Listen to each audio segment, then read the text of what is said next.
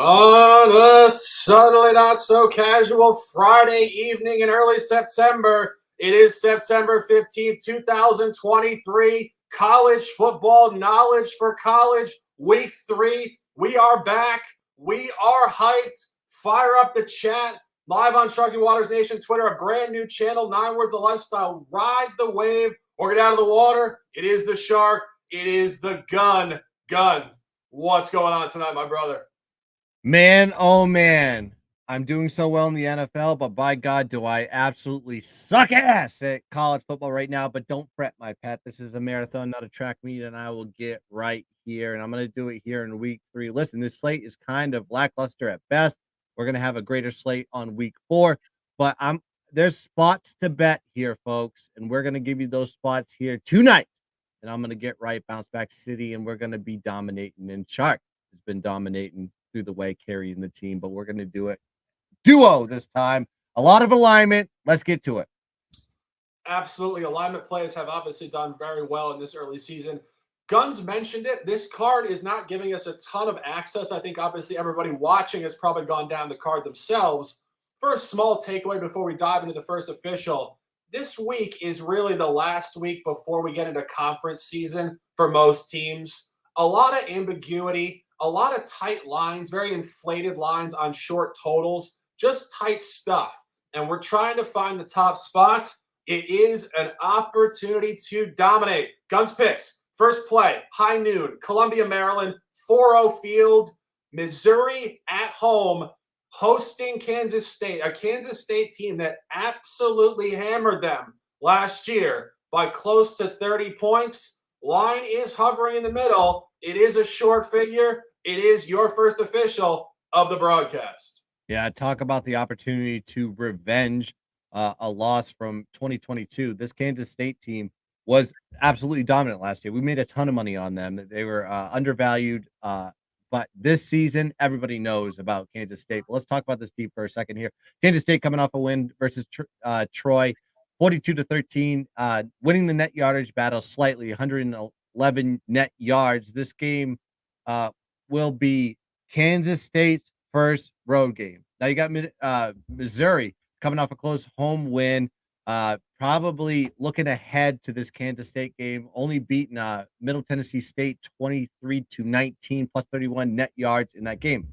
Now, listen, I know who Missouri is. They're a terrible team on the road. Last year, minus 13-point differential, minus 24 net yard average, but at home, they are so much better. They just play up to a higher level. Last season, plus 11-point differential, plus 75 net yard average. They were actually 4-2 against the spread at home, 2-0 as a home dog. They're a home dog here, folks. Kansas State stayed to the level of their competition on the road last season, plus 3-point differential, minus 4 net yard average. And you know, the revenge game. They lost to this team 40-12 in Manhattan last season, for as 7.5-point road dogs. Key point on this one, and I love this stat. Missouri has won 14 straight non-conference home games, 14 straight, and they were 9-5 against the spread in that regard. Now, Missouri 5-2 against the spread as a home dog under Drinkowitz, and you just got to look at the scenario to really sum it up. Missouri lost last year because they couldn't stop the run. Deuce Vaughn was the culprit, and they had a -3 turnover ratio in that game. So a lot of that bad loss was predicated on the fact that they turned the ball over way too much. This year, they get him at home where they excel. Vaughn is in the NFL. Their run game is kind of slowed down a little bit. They're going to have to trust a little bit more of the quarterback, Howard. And I just love the spot going into Missouri where they play their best ball. They love non-conference opponents coming in there. They're bringing back 15 starters that remember that loss from last year in 2022. They bring back their top 5 defenders, their starting QB, and their running back. So look for Missouri to not only cover this +4, but I don't mind put Salt Bay on that baby and give a little sprinky dink on the money line here. So, but I'm going to go with the spread on this one. Give me the points here, +4, and it's not a 1. It's not a 2. It's a 3-unit special, baby. A suddenly not so casual Send It Saturday it will be. First play for me, a collaboration play with the gun, posted on Twitter earlier this week. The line has moved, I think for good reason. We are buying Ohio Bobcats, the pride of Athens, Ohio, at plus 3.5. That is plus 2.5 now, and that is not the incorrect line. We do expect them to win this game outright. Let's talk about this game. A lot going on here. Go through Ohio. I mentioned really the class of the MAC. Well, I wasn't lying. 10-4 last year, including a bowl win. A team that really is showing significant sustainable upside with fifth-year quarterback Curtis Rourke. Pro-style quarterback, 6'5", 230, very, very classy, if I must say myself. And you go through Ohio, I think you find a very nice statistical buy low here. Interestingly enough, this is not just us championing the roster. Ohio does come in here actually 1-2 ATS on the season. And I think the upward movement started last week. And let's talk about it for a second, because that 1-2 is very much fool's gold. The opener on 8/26 out of conference on the West Coast at San Diego State, they did take a 20-13 loss. San Diego State was -2 in that game, but Ohio dominated the game. 390 yards versus only 318 for San Diego, and 25 first downs versus only 16 for San Diego State. But crucial point in that game, C.J. Harris, key point, not Curtis Rourke, gave the ball away 3 separate times, 3 interceptions, which really flipped that game. Home opener against Long Island University, LIU, 27-10 non-cover, inflated line 34.5. They were in control of the game. They dominated the game, 300 yards versus 200 yards. But again, crucial point, third-string quarterback Parker Navarro split snaps with C.J. Harris. Go back to last week, first start of the year for Curtis Rourke at Florida Atlantic on September 9th. 17-10 win. They were a 3.5-point dog. They did cover and win outright. And I think that even within that game, they still left a ton on the table. If you look at that box score, 7-point road win as a dog, you would think, wow, they did pretty damn well. They didn't do well. They outgained them 354 yards to only 185.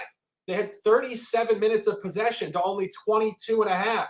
And their first 6 possessions were an interception, a missed field goal, downs, punt, fumble, and a pick 6. And as I mentioned, it was Curtis Rourke's first half of the season. Clearly, he was feeling some sort of just off the shelf, some sort of inability to find his flow, but it did quickly flip back in the second half, and they really did dominate the game. Point is, this team at 1-2 ATS is still below their average and a bye team. Go to the other side of this game. We faded Iowa State correctly last week, and I mentioned it last week. This is clearly quarterback dependent as well. Hunter Dekkers, the starter from last year, a real stud, suspended for the season, it looks like, for sports gambling. The irony of that. But replaced him with Rocco Becht, son of ex-NFL tight end Anthony Becht. I said it last week, and I'll say it again. I listened to a couple interviews with this guy, Rocco. Just not the sharpest tool in the shed. Some guys are just blessed with a little bit more focus, a little bit more intelligence. This guy's a good dude, good human being, good player, but he's not that heady. And you saw it last week. He does not manage this offense very well at all. This is a lackluster group. And I want to talk about the psychology of this supposed bounce back effect, which I'm seeing going around in certain narrative circles on Twitter. This is not a bounce back. This is a trap for Iowa State. When you play a game against Iowa, which is your in-state rival, and you lose by 1 touchdown tight in the fourth quarter, that is a demoralizing loss. That is a hard-fought loss. You left your emotions out there. You competed physically against a very physical Iowa Hawkeyes team. Next week, you have your Big 12 opener against Oklahoma State at home, and then continuing into your Big 12 calendar. So this is a trap, not a bounce back, and it's further of a trap because Iowa State hammered Ohio last year at home, 43-10. And crucial point there, Hunter Dekkers, 3 touchdowns, very efficient, blowout first half, 37-3. Ohio, the Bobcats, are a bye team. They are 0-6 all time against Iowa State, dating back to 1989. This is a line all over them. Iowa State -20 at home, -1.5 open on the road. It should be -17, 18, or 19. It is incredibly short. It is the #1 line functionality spot on the entire card this week. On it officially at 3.5 midweek, which is why you guys follow and get the bets in when we place them. It is getting steamed for good reason. Plus 2.5 now, 1 unit official. Guns picks. Alignment, I believe. Alignment indeed. I mean, Shark talked about the line functionality on this one, but you have to understand Iowa State coming off their rival here, losing the game 20-13, despite winning the net yards battle with a plus 55 net yard average. This is Iowa State's first road game of the season. Okay.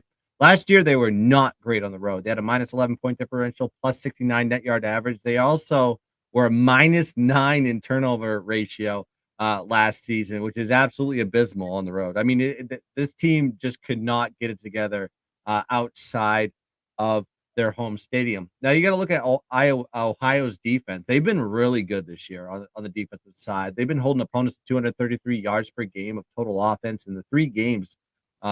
2.7 yards per carry on the ground and 172 yards per game passing to their opponents. I think they're going to do a great job here. And you alluded to it. Hunter Decker is not a part of this team anymore. They had to go with this Rocco Backton. His statistics just do not even match the production that Hunter Decker brought to the table. Also, yeah, you mentioned it here. 43-10 last season as 19-point road dogs. There was a lot of that had to do a lot with turnovers.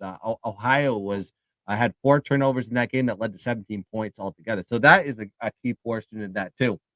I don't think Ohio is going to turn over the ball as much as they did last season. Plus, they have a better defense than they did from the year before, like you alluded to. The first half, Iowa State just took over that game, and there was no holding back from there. Now you see in this line at home, complete shift, 3.5 to 3, and that line is just dropping. I think it's at 2.5.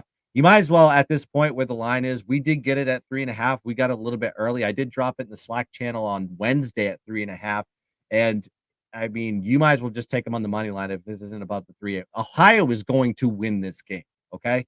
Also, look at Ohio 3-0 against the spread as a home dog. That's dating back to last year. Iowa State 2-5 in the last 2 years and is a away favorite. Ohio's defense is tremendously improved. Okay. That is going to be a key point to this one. They're going to make stops, and Iowa State is not. They have a, like Shark mentioned, Rourke is the quarterback still. He's been there. I think I was going to Ohio when Rourke was a freshman. So that's a joke. Okay. But let's look at this team. Let's look at the MAC. The MAC is back. Let's get some action going. It's going to be a big day for the MAC, I think, over some of these non-conference opponents. There's a lot of great spots for them. Give me Ohio here, plus 3.5, 2 unit special. Staying with the gun, next play, 6 p.m. Eastern. Georgia State Panthers on the road at Charlotte. This is a Georgia State team we mentioned in our preview of non-Power 5 conferences as being a bye team. We are on an official play over 5.5 wins. And we talked about this when we did that broadcast in August. This is a Georgia State team with a senior quarterback, Darren Granger, who somehow went 4-8 last year with 5 one-possession losses, including probably their most egregious loss of the year, a home loss to Charlotte as a significant favorite. It was a brutal spot coming off of a really representative game against UNC the previous week, but the fact remains, this is where Georgia State is a bye team this year. Revenge game and an official from the gun. Yeah, I mean, we're going to take Georgia State here. This is the revenge tour for Georgia State. They got the chip on their shoulder from only having 4 wins last year. And Shark alluded to it in the preview show. I mean, he said this is an over-win team, and this team is playing like an over-win team early in the season. They're 2-0 already this season, coming off a home win versus UConn, absolutely destroying them 35-14, plus 68 net yard average in that game. Charlotte coming off an 18-point loss to Maryland on the road, 38-20, giving up 530 yards of total offense to Maryland, minus 216 net yard average for that game. If you actually watched that game, I actually looked at a little bit of the stats and the box score in that one. Maryland just basically kind of took their foot off Charlotte's neck. This game could have been way out of hand, but they played a little bit flat in a couple spots there in that game. Now, Georgia State, they have done well stopping the run. They held their opponents to 4 yards per carry in 2022 at home. They held UConn, who's a decent running team, 1.6 yards per carry last week, and NC State gave up 6.2 yards per carry to UConn in week 1. Just to give you an idea, a P5 team can't hold UConn back, but this Georgia State team can. Georgia State loves to run the ball. We talked about Granger on this one. They averaged 5.8 yards per carry versus their opponents this year, 4.4 yards per carry in 2022. And we talked about it. Revenge game, okay? Georgia State did lose to Charlotte last season as a 20 and a half point favorite, 42-41 in that game. Georgia State is actually a key stat on this one. Let's just talk about Georgia State altogether. 34, 18, and 4 on the road against the spread, 12 and 4 against the spread on the road the last 3 seasons. This team travels and they play very well. You look at Charlotte, 1 and 5 against the spread at home in 2022, and the home team in this situation, 1 and 3 straight up and against the spread in the last 4 meetings. So Georgia State statistically is just way better. They're more talented. Their strength on both sides of the ball is what Charlotte is extremely weak at. And you're getting this line at 7.5 right now. We got it at 7, and I think it's sitting at 7 now. So please go buy that line right now. Super revenge spot. I don't think Georgia State is going to let their foot off of Charlotte's neck in this spot here. So give me Georgia State -7, 2.5 unit special. I like it. 2.5 units, 1 unit official. My next play, another collaboration play. We're going down to Louisiana, Ruston, Louisiana. Joe Allais Stadium, Allais La Tech. For those of us that love some French down in the Louisiana corridor. La Tech -4.5, 1 unit official. A lot going on in this game. Very similar cap to the Ohio cap. Interesting stuff. I mentioned it with Ohio. La Tech also, their 4th game of the season, 1 and 2 ATS coming up in their average, and very similar schedule flow. If you go back to the first game of the season, it was August 26th, a home game against Florida International. We had wagers in that game, and it did not go our direction. But if you look at that box score, it was an absolute outlier. I have written down here, egregious. They did win the game 22-17. They did not cover the spread, -12. However, they outgained Florida International 447 yards to 182. They also had 27 first downs versus only 8 first downs for Florida International. They went down very quickly, 14-0 in a really lackluster first quarter for Hank Bachmeier coming over here. Notice the similarity yet again. I just said Rourke first half in his opener. Flat, same thing here. 22-3 after that to win and not cover. Week 2 took a blowout loss on the road to SMU. They were supposed to get hammered. SMU was -21. The line did tell a story there. And they did come home last week against Northwestern State. Did get off the ATS schneid there. 51-21 cover against FCS Northwestern State. 51 points in the first half alone. An absolute explosion, letting out some frustration there. You go to the other side of this game, you get North Texas. We've seen North Texas on record here for 2 consecutive weeks. This team does not play any defense. In the opener against Cal, 58 points allowed, a blowout loss. At FIU last week, 46 points allowed to FIU in another loss. That's 104 points allowed combined in the first 2 weeks. And the books seem to have a grip on this matchup. If you go to North Texas, the game last week against Florida International, we didn't put a wager on record there. We did lose the total, but the ATS side in that game was actually a revenge game for FIU off of a blowout loss last year, and books did move the line towards FIU there. This is the same exact thing. Last year on the road,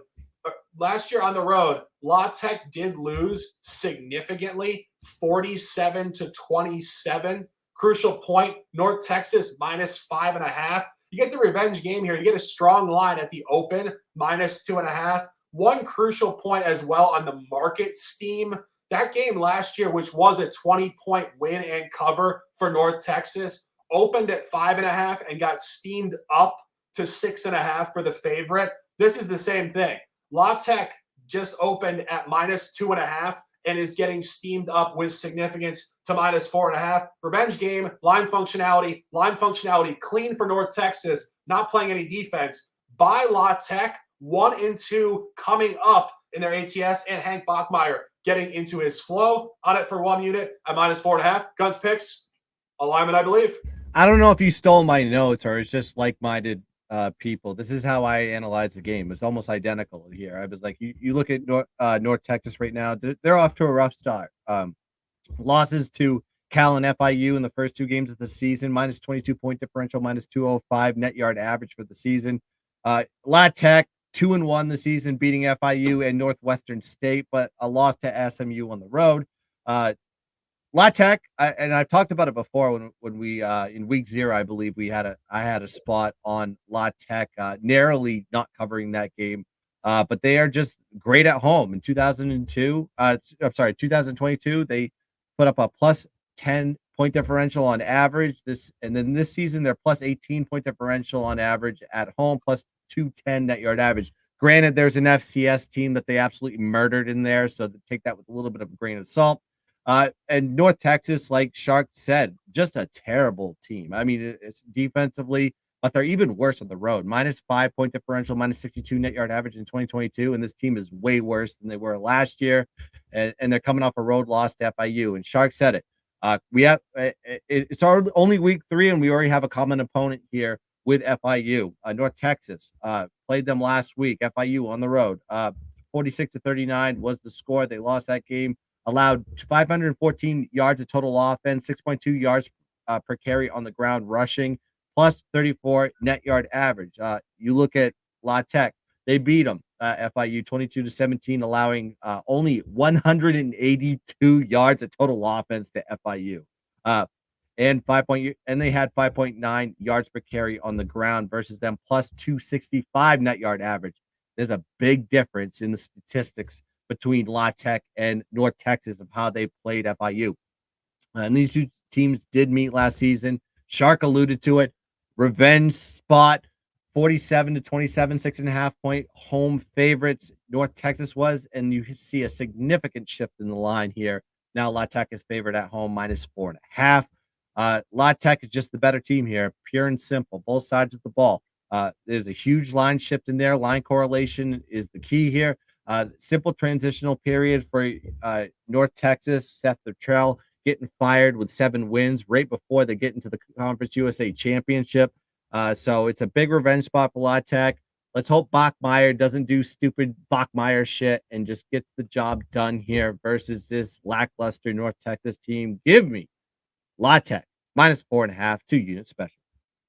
Yeah, and I don't think Bachmeier will have problems. As we mentioned, 1 isolated half really opening the season, awful. And he's been great otherwise at home. Key point at home. This will be, I think, at least a 7-point win. That's all we need. I think margin could come here. Obviously, the total very high, close to 70 points. Expect some zigzag back and forth, not a lot of defense. But we love this play. 1 unit official for the Shark. And I believe that was, 2 units for the Gun? 2 unit special, baby. Absolutely. Certifiable bangers. Buy it, live it, love it, and dominate it. We appreciate you guys tuning in here. Sharky Waters Nation, Onwards, a lifestyle. Keeping it flowing on this beautiful Friday night. Big time college football, Gainesville, Florida, SEC rivalry game, revenge game. Florida's first big home game of the year. Guns picks, an official on the home team. Yeah, I see Jay in the chat kind of alluded to it. He actually got a 7 on this one with a little bit of juice. I actually took the -105 plus 6.5 on this one. But I'm rolling with Florida, man. You play when Tennessee comes to the swamp, they don't get shit done. These Vols can't handle this, and it's also a revenge spot for Florida. But let's talk about where these 2 teams are at. Tennessee coming off a 30-13 piss poor performance versus Austin P. Let's go P, as they call them. Plus 177 net yard average versus an FCS opponent. Now Florida bounced back from their road loss versus Utah, playing McNeese State from the FCS 49-7. Tennessee, you look at them offensively, they're well balanced, but very strong running the ball. They average 6.1 yards per carry this season, but that is against UVA and Austin P. So take that with a grain of salt. This is the toughest opponent they faced all year. However, Florida has already faced a tough opponent. They faced Utah. Florida, strong defense. First 2 weeks, they held Utah to 270 yards of total offense on the road, 3.5 yards per carry on the ground, 165 passing. Granted, that was against a backup quarterback because their starter did not play in this one. So Florida did lose to Utah. Okay, week 1, they had to go play a night game in Utah, tough place to play, but they had a plus 76 net yard average in the game. When you review the drive chart, so I had to go look at the box score in this one. Florida struggled in the first half, as expected. They missed a field goal. They kept it close, and it led to and they got what that miss got to a Utah touchdown. Okay, second half, Florida threw a pick at the Florida 11, which put them right in the scoring position that led to a touchdown. They drove into Utah territory 3 out of their 5 drives. Second possession, and had 2 turnover on downs, 1 INT, a missed field goal, and a touchdown in those spots. So they were able to get down to the field. They got into scoring position against a good Utah defense. They just couldn't put the biscuit in the basket. Okay, they couldn't get at not only a field goal, they couldn't even get a touchdown. Things happen as they may. It's almost like looking at Minnesota, like we talked about last night. It's like they just couldn't get the points, and they turn over the ball, whether it be on downs and interceptions. But I don't think it's going to happen against their rival here, Tennessee. This is Tennessee's first road game of the season, by the way. Last season, they had 11 point differential, plus 17 net yard average on the road. Those games were at Pitt, at LSU. Both of those were wins. And UGA, they did lose.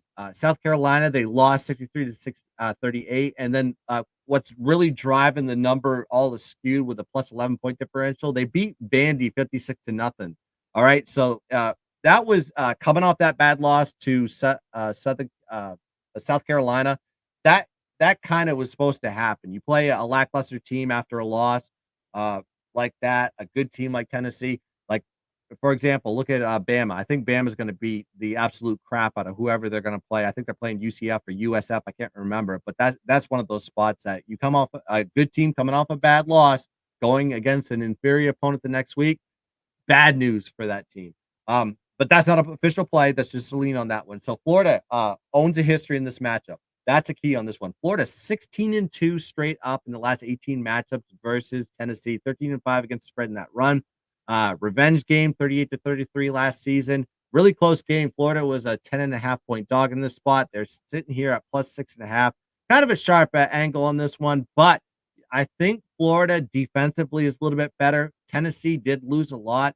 I just don't trust Joe Milton as the quarterback on this one. He hasn't really shown that he can take this offense and light it up with his coach, Heupel. This is a bad spot for them. And of course, Tennessee in the swamp, they just can't win. So give me Florida here, plus 6.5, 2.5 units special. Yeah, I agree. It's a marquee game, 7 o'clock, SEC prime time. Enjoy it and let's dominate. My final play, let's talk about it and let's get in there. Arkansas Razorbacks at home, first half, minus 4.5, 1 unit official. A lot going on in this particular game as well. This is a rematch of last year's game against BYU. The first thing that stood out to me is this line is heavily weighted towards Arkansas. Last year, Arkansas did hammer BYU on the road, 52 to 35. The line there was BYU actually favored at -2. This comes all the way across to minus 10.5. That's a 12.5 gap. That is strong for Arkansas. I'm really centered on the first half as there's quite a bit of market steam coming towards BYU. And I think that's because people are suspecting a hammer zone first half because Arkansas has LSU revenge game, SEC opener next week. They might take their foot off the gas in the second half. But this first half is all over it. The current line does sit on most books at 7.5, 8, or 8.5. And this is weighted at 4.5 or 5.5. I've talked about this before. This is what you want to buy. You want to buy first halves where the weighting is a high percentage relative to the game line. And you actually start to go through Arkansas, and I looked at this and I love this. First half zigzag effect at home. They're off of a non-cover. They did open the season against FCS Western Carolina and hammer them 35 to 3 in the first half. Stayed at home last week against Kent State. They were laying an egregiously high line, like 38 or something, and they were only up 14 to 6 at the half. So great first half week one, off the great one, total dud. Now they come back, big conference football, should be a lot more focus in this game. And it really is that first half zigzag. Go back to last year, it gets even better. Since the beginning of 2022, this team is 2-0 in the first half ATS, coming off of a non-conference, non-cover the previous week. So when Arkansas plays a dud game out of conference, they come back and juice it up in the first half. And you go to the other side of this game, BYU is a completely different team from last year, mostly centered on the fact QB Jaron Hall now in the NFL, fifth round pick for the Vikings. This is a BYU team that went 8-5 last year and had an impressive bowl win against SMU. But again, very, very centered on quarterback play, replaced by journeyman Kedon Slovis, who played, I believe, 3 or 4 seasons with USC before playing last year with Pitt. And if you go through Slovis, it seems like his numbers were noticeably good with USC. You psychoanalyze that for a second. It's because USC is stacked with talent. He went to Pitt last year, and he saw a significant drop-off in all of his key points and metrics as a quarterback. Last year with Pitt, 58.4% completion percentage. That is highly, highly mediocre. 10 touchdowns and 9 interceptions, only basically a 1-to-1 ratio. He's just progressively getting worse. And you go through the first 2 games that BYU played this year, FBS newcomer Sam Houston State, 14-0, 7-0 in the fourth quarter. Extremely unimpressive stuff in a non-cover. Last week, FCS opponent Southern Utah, 41-16, another non-cover against a team that, truthfully, going back to the quality of last year's team, could have run Southern Utah out of the stadium about 80-10. The fact that game was a non-cover and sort of tight speaks to the lack of quality in BYU this year. And I was going to say one more thing, and I think that's all I got in this game. As I mentioned, super strong split. All boxes checked, numbers and narratives. We are on Arkansas first half, -4.5, 1 unit official. Final play of the broadcast, going back to the gun. Big time college football, Big 12. Houston has not been our favorite, but this week, Guns is fading a team who we like even less than Houston, and that is TCU, the Horned Frogs, coming off of a campaign that was shown at a high level of luck, backdoors, and one-possession victories. Not going to run that clean this year. 8 p.m. Houston, +7.5. Guns picks, unofficial. While you were talking, I got a text from Keaton Slovis, and he goes, I didn't know I was the Don Slovis, but I don't think he's that powerful right now. His numbers have dropped since he left USC. You are correct on that one. But let's talk about TCU and Houston on this one. Houston coming off an OT loss. This is a perfect get-right spot here for Houston, a highly motivated spot. I'll get to that in a second. Houston coming off of that OT loss to Rice, 43-41, -27 net yards. You have to understand where they came from in this one. They immediately in that game with that, and we had Rice at +10, and I gave that one. I was like one of the only wins I had that week. They were down 28-0 early in the first half. They ended the half at 28-7, and then they came and crawled all the way back, tying the game and actually taking Rice into overtime. Unfortunately, Rice did get the victory. TCU on the other side, they just basically played an FCS opponent, Nichols, coming off that loss to Colorado, 41-6. 2 weeks removed. Like I said, they're 2 weeks removed from that loss to Colorado, kind of making ESPN, Fox, and every college football show jump for joy for Deion Sanders, losing that game 45-42. This is TCU's first true road game of the season. Okay. TCU historically bad on the road. Even that team that got to the national championship last year, if you actually look at the road spreads for the 2022 team. They had a +1 point differential on the road, -46 net yard average. This doesn't sound like a team that should be in the college football playoff, let alone making it to the national championship game. But you look at TCU, just they got a real strong offense. I'll give them that. It's like they have a great running back. They have a great quarterback. That listen, Colorado gave up 510 yards passing, but look at the defense on this one. They gave up a ton of yards to Colorado. They gave up 294 yards passing to them on the road last season in 2022 on average. But when you look at Houston, they're very balanced. They can run the ball. They can pass the ball. They got the transfer from Texas Tech, Donovan Smith, running the offense right now. 247 yards passing per game currently.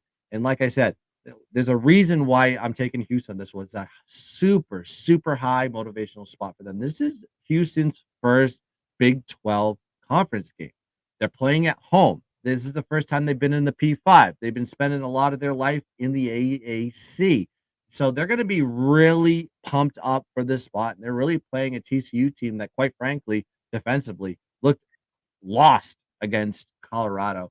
And this Houston team, to me, statistically on both sides of the ball, much better. Also got to look at them. This is the first time Houston's also been a home dog since 2019. I don't count the COVID year at all. It's like, because you have no fans, the numbers are a little bit excused, so you got to throw that out the window. But they really haven't been a true dog with a crowd since 2019 at home. So to sum it up to you, highly motivational spot for Houston. Upset loss the previous week in OT, maybe looking ahead towards that TCU game potentially. They dominated the second half. They're going to carry that momentum into this TCU team in this TCU game. And then you have just a lot of talent from the TCU side that's just been lost. Granted, I think TCU will score points in this one, but Houston will go tit for tat with you the whole entire way. So I'm going to be going here. I got them at 7.5 as the dog here. 2-unit special on this one. Give me Houston plus 7.5.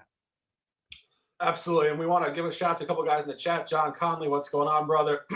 Jordan Bishop says, Shark Guns, lead me out of the darkness and back to the money train. We're in the light. Positive vibes are immensely turned on, and we hope you guys dominate this Friday night card. Jay's final take, dropping some real sharp looks in the chat. I did look at that University of New Mexico game. He's got minus 116 on the money line. I do think you're on the right side there. Obviously, money line bet, it's going to be close, but I do think you're on the right side there. So just want to give you guys a shout. We're trying to build up the chat as we go. Obviously, brand new Sharky Waters Nation YouTube channel. Please tell people about it. Obviously, getting followers over here from Twitter, it can be a bit of a process, and we are ready to grind with you guys as we build this upward momentum in this 2023 college football season. 3 top plays for me, 9 words of lifestyle. Ride the wavering down to the water. Ohio plus 3.5, 1 unit at noon. La Tech minus 4.5. Slightly later on, in Arkansas first half minus 4.5. The Gun at noon. Missouri plus 4, 3-unit banger. Collaboration play, Ohio plus 3.5. And again, that is 2.5 now. That's not a problem. Another collaboration play, La Tech minus 4.5. Georgia State revenge game upward movement point on the road at Charlotte minus 7. Florida in the big time SEC primetime game plus 6.5. And Houston just discussed plus 7.5. An official. That's 8 total plays in the broadcast. As I mentioned, upward momentum commences right now. Sending you guys incredible vibes. Enjoy your Friday night. It is an opportunity to enjoy always. Take care of yourself. We love you guys. We respect you guys. Thanks for tuning in. Guns Picks, a pleasure as always. Close them out with some words, and let's dominate. You know, I'm trying to workshop a catchphrase for myself. What do you think about this one, Shark? Ride the gun or get off the bullet? I don't know about that one. I was like, we're working this stuff out here. But we're just having fun here. Listen, I gave you the 6-pack of plays here. Come join me tomorrow morning, 10 a.m., where it's Sunday mornings with Guns Picks. You can just come in. This is an interactive chat. I talk to you. You give the plays. I give the opinions, and I'll be drinking coffee. You guys can bring your whiskey. You can bring your scones. I don't care what you bring to the table. You can bring an egg Sammy for all I care. Just join me tomorrow, 10 a.m. Get into the chat. Let's talk. Let's have a good time. I will stay as long as you guys are firing out questions. So let's have ourselves a damn Saturday. Let's have ourselves a damn weekend, and make sure you join us on Sunday, 10 a.m. for the Circa Million Show. I've already put in my picks for the Circa. And if you want to know what those picks are, well, you're going to have to join us on Sundays. So good luck with your picks. Let's dominate the board. And as always, let's keep dancing. Back.